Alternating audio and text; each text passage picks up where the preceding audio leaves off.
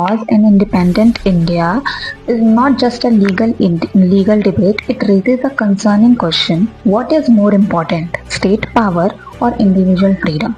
When we talk about sedition law, it was implemented by the British government during colonial rule under IPC section 124A.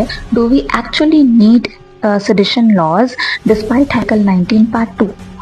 So, when we talk about the presence of this sedition law in India, in independent India, reflects colonial hangover. However, it also ensures to maintain public harmony and public order in India.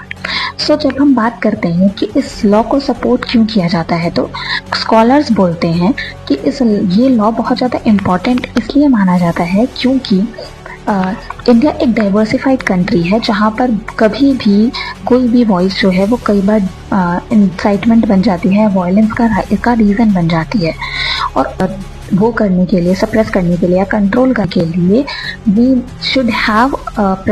Should have a legal tool which is sedition law, और ये public harmony और public order को maintain करेगा. Meanwhile critics बोलते हैं, critics इस law को completely problematic मानते हैं.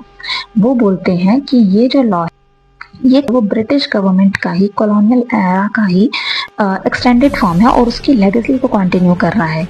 और despite presence of reasonable restrictions and existing laws are also present in India, then why do we actually need sedition laws? और अगर हम देखें तो पर दो vague terms हैं, which is we have vague terms like hearted और disaffection, जहाँ पर clearly define नहीं किया गया है, जिसकी वजह से इसके misinterpretation के cases बहुत ज़्यादा लगातार सामने आते हैं. तो सवाल ये नहीं है कि क्या सेडिशन लॉ एग्जिस्ट करना चाहिए या फिर नहीं करना चाहिए. सवाल ये उठता है कि ये डेमोक्रेसी में इंफॉर्मेशन डिसेंट को कितना स्पेस देता है.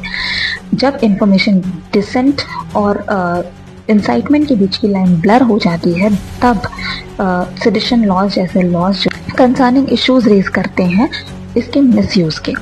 तो अभी शायद इसीलिए इंडिया में शायद इस डेमोक्रेटिक मैच्योरिटी का टेस्ट बन चुके हैं.